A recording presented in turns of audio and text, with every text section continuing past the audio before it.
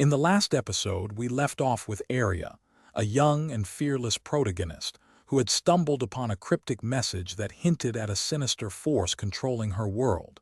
As she delved deeper into the mystery, she found herself entangled in a web of lies and deceit, with uncertain allies and formidable enemies emerging from the shadows. The sky was a deep shade of indigo, the stars hidden behind a veil of toxic fumes that choked the city. I stood at the edge of the rooftop, the wind whipping my hair into a frenzy as I gazed out at the sprawling metropolis. The once vibrant lights of New Eden now seemed dull and menacing, like the eyes of a predator watching its prey. My name is Arya, and I've been running for what feels like an eternity. Running from the authorities, from the gangs, from the very people I used to call friends. All because I dared to ask questions, to seek the truth. The message still echoed in my mind. Meet me at the old clock tower at midnight. Come alone. It was a risk, I knew, but I had to know what was going on. Who was behind the cryptic warning and what did they want from me? I took a deep breath, the cool night air filling my lungs, and leapt off the rooftop. My augmented legs unfolded from their compact form, the hydraulic joints hissing softly as I landed gracefully on the street below. The clock tower loomed before me, its ancient stones covered in a latticework of neon advertisements and warning signs. I approached cautiously, my eyes scanning the rooftops for any signs of surveillance. Suddenly, a figure emerged from the shadows.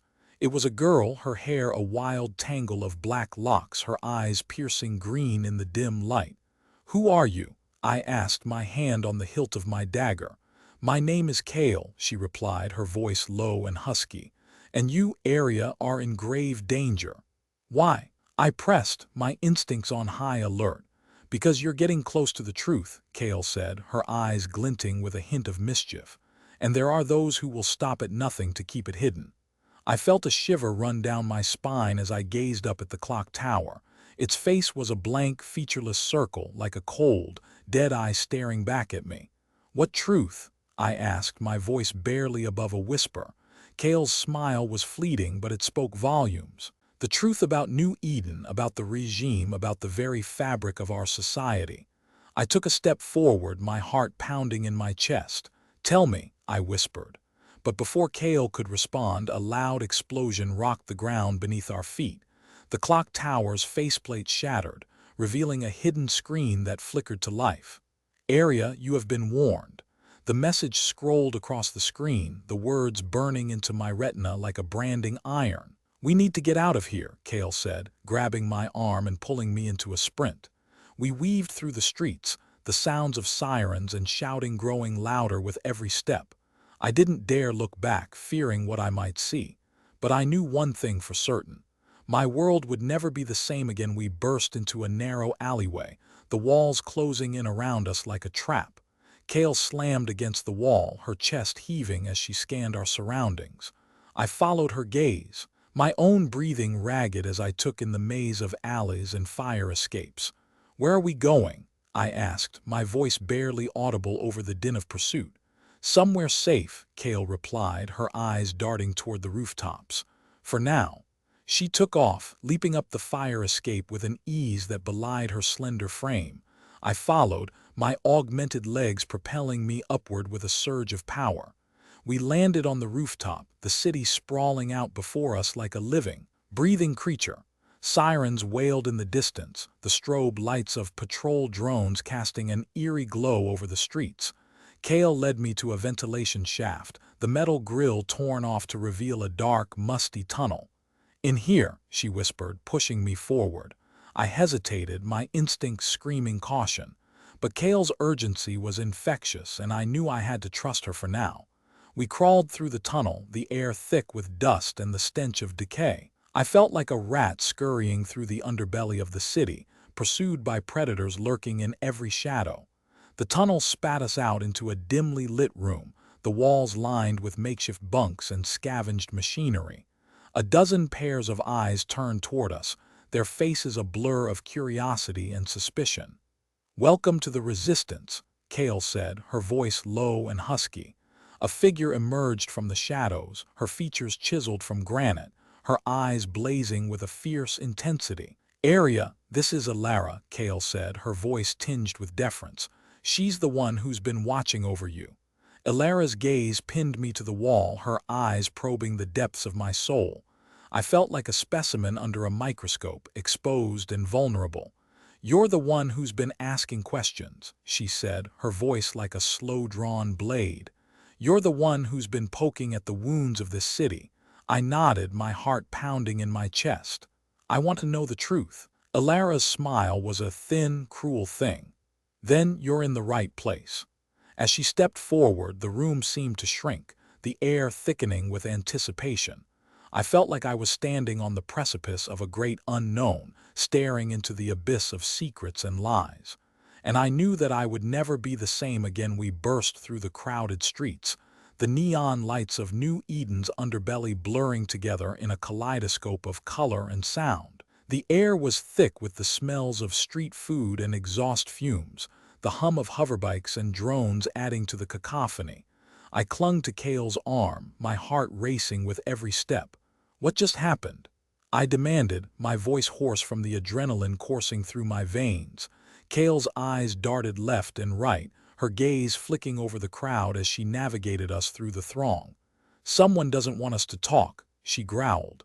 "We need to find a safe house and fast." We turned a corner, and the towering spire of the abandoned Nexus Hotel loomed before us. Kale yanked me toward the entrance, a nondescript alleyway that looked like a shortcut to nowhere. The doors slid open with a hiss, revealing a dimly lit lobby that reeked of decay and neglect. The hotel's once luxurious interior was a shadow of its former self, the chandeliers shattered, the carpets stained and torn. Kale led me through the maze of corridors, the silence oppressive and heavy. We finally stopped at a door hidden behind a tattered tapestry, the keycard Kale produced with a flourish. The room was a cramped, cluttered space, the walls lined with holo screens and makeshift workstations. A figure sat hunched over a console, their face obscured by a hood. Kale nodded at the figure and they looked up, their eyes gleaming with an intensity that made my skin crawl. "This is Mavin," Kale said, her voice low. "Our tech expert." Mavin's gaze locked onto mine, their eyes burning with an inner fire. I felt a shiver run down my spine as they nodded, their silence more menacing than any words. Kale turned to me, her eyes serious. "We need to get to the bottom of this, Arya. Who sent that message and what do they want from you?" I took a deep breath, the pieces of the puzzle slowly falling into place. "I think it's connected to the regime," I said, my voice steady. "Something they don't want us to know." Kale's eyes narrowed. "We need proof, hard evidence." I nodded, a plan forming in my mind. "I know someone who might be able to help us." Kale's gaze snapped to mine, a hint of amusement dancing in her eyes. "Oh," I smiled, a cold, calculated smile. "My old friend Senator Aditya's son, Aaron. He's got connections we can use." Mavin's head jerked up, their eyes flashing with interest. "The senator's son, that's a bold move, Arya." I shrugged, my heart pounding with anticipation. "Desperate times. Mavin, desperate measures." Kale's smile was a thin, deadly line. "Let's get to work then." We huddled around the console, our fingers flying across the keyboards as we wove a web of deceit and subterfuge. The stakes were higher than ever, but I knew one thing: I would stop at nothing to uncover the truth. And as we worked, I couldn't shake off the feeling that I was playing into the hands of my enemies, that the clock was ticking down to a countdown I couldn't control. But I had no choice. The game was on, and I was all in. We burst into the abandoned alleyway, our footsteps echoing off the walls as we sought refuge from the chaos. Kale's grip on my arm remained firm, her eyes darting back and forth like a wild animal searching for an escape route. I followed her lead, my heart racing with every beat. We reached the end of the alley, where a rusty ladder led up to the rooftop of a dilapidated building. Kale didn't hesitate, scaling the ladder with an ease that belied her fragile appearance. I followed, my augmented legs propelling me upward with a soft whoosh of hydraulics. We collapsed onto the rooftop, our chests heaving as we gazed out at the city. Sirens blared and the sounds of shouting grew louder, but we were safe for now. "What just happened?" I panted, my eyes fixed on Kale. She turned to me, her green eyes flashing with a mix of fear and determination. "They've been watching us, Arya. They know we're close to uncovering the truth." "Who is they?" I demanded, my hand on the hilt of my dagger. "The regime, the authorities, the corporations, call them what you will," Kale spat. "They're the ones who control New Eden, who keep the population in chains." I felt a surge of anger, my grip on my dagger tightening. Why would they warn me then? Why not just silence me? Kale's smile was a thin, bitter line. "Because they want to toy with you, Arya. They want to see how far you'll push, how much you'll risk to uncover the truth." I gritted my teeth, a resolve hardening within me. "I'll risk everything," I said, my voice low and deadly. Kale's eyes locked onto mine, a spark of understanding flashing between us. "Then we have work to do," she said, her voice barely above a whisper. We spent the rest of the night planning, our whispers weaving a web of conspiracy and rebellion. The city below us was a cauldron of danger, but we were determined to stir the pot, to bring the regime to its knees. As the first light of dawn crept over the horizon, Kale and I parted ways, our separate paths converging on a single goal: to expose the truth, no matter the cost. I watched her disappear into the shadows, a sense of unease settling in the pit of my stomach. I didn't know if I could trust her, if she was playing both sides against each other. But I knew one thing for certain: I had to keep moving, to keep pushing forward. The regime was watching, waiting for me to make a mistake, and I couldn't afford to give them that satisfaction. I took a deep breath, the polluted air filling my lungs, and began my journey into the heart of darkness. We burst through the alleys, our footsteps echoing off the crumbling brick walls. Kale's grip on my arm was like a vice, pulling me through the maze of narrow passages. I could feel the adrenaline coursing through my veins, my senses on high alert. What had just happened? Who was behind the message, and how did they know my name?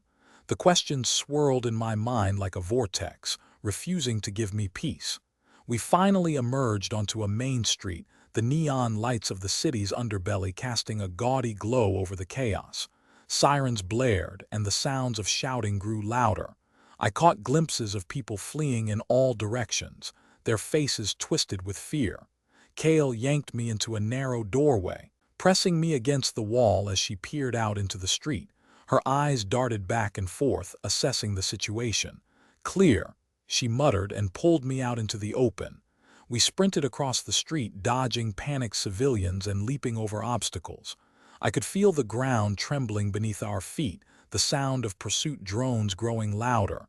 They were closing in on us, and fast. "Where are we going?" I panted, my lungs burning with exertion. Kale didn't reply, her focus fixed on the path ahead. We dodged into a narrow alley, the walls closing in around us like a trap. The sounds of the city receded, replaced by the heavy breathing of our pursuers. I spun around, my hand on the hilt of my dagger. We were trapped with no way out, but Kale just smiled, a wicked glint in her eye. "Trust me," she whispered. And then the world went dark. I felt myself falling, the ground rushing up to meet me. My vision blurred, and my senses reeled.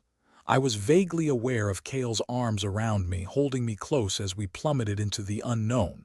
The last thing I remembered was the sound of Kale's laughter, echoing through the void like a madwoman's cackle. When I came to, I was lying on a narrow cot, my head throbbing with a dull pain. Kale stood over me, a look of concern etched on her face. "Welcome back," she said, her voice soft. "You took a bit of a tumble." I struggled to sit up, my mind foggy and disoriented. "Where are we?" I mumbled, my voice hoarse. Kale smiled.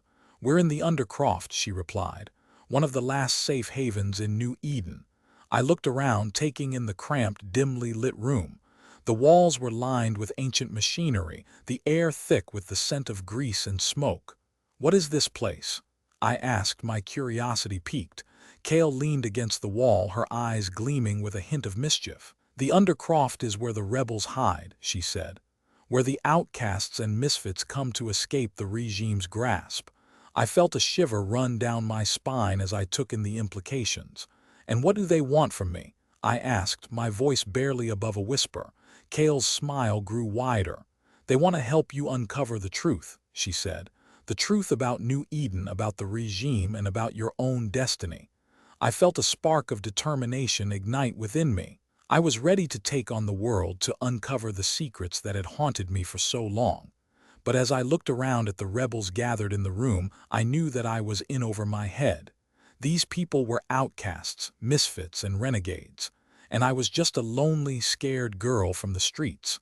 What did I really know about the Undercroft, or the rebels who called it home? And what secrets lay hidden in the shadows, waiting to be uncovered? I pumped my arms harder, my augmented legs devouring the distance as we fled the clock tower. Kale kept pace beside me, her eyes darting between the rooftops and the crowded streets. We burst into a narrow alleyway, the sounds of pursuit echoing off the walls. I spotted a fire escape ladder and sprinted towards it, Kale hot on my heels. We climbed in silence, our breathing the only sound as we ascended into the darkness above. I reached the rooftop and pulled Kale up beside me, my eyes scanning the skyline for any signs of our pursuers. The city stretched out before us, a seemingly endless sprawl of neon-lit towers and cramped alleys. I felt like a rat in a maze, trapped and desperate. "What's going on?" I demanded, my anger and fear simmering just below the surface. Kale's gaze locked onto mine, her eyes burning with an inner intensity. "You've stumbled into something much bigger than you realize, Area. Something that could bring down the entire regime." My mind reeled as I processed her words. I had always suspected that there was more to New Eden's government than met the eye, but "what do you know?" I pressed, my voice barely above a whisper. Kale's eyes flicked towards the rooftops as if she feared being overheard. "I know that the regime is hiding something, something that could change the course of our history." I felt a shiver run down my spine as I gazed out at the city. The regime had always been ruthless in its pursuit of power, but "what is it?" I asked, my heart pounding in my chest. Kale's smile was enigmatic, but her eyes gleamed with a hint of excitement. "I'll show you," she said, pulling out a small data crystal from her jacket pocket. I took the crystal, my mind racing with possibilities. What secrets lay hidden on this tiny piece of tech? And what would be the cost of uncovering them? As I turned to insert the crystal into my cyberdeck, a loud explosion rocked the rooftop, sending us both tumbling towards the edge. I grabbed Kale's arm, my augmented reflexes saving us from a deadly fall. We scrambled to our feet, our eyes locked onto the figure standing before us. His face was a death's mask, his eyes cold and calculating. "Area," he said, his voice dripping with malice. "You're coming with me." I knew that voice, knew the monster behind it. His name was Victor, and he was the regime's most feared enforcer.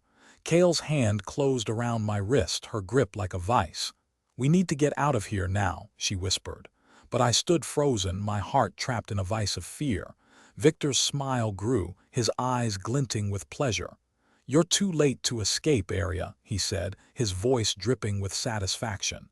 "The regime has you right where they want you." And with that, the world around me seemed to darken, the shadows closing in like a trap.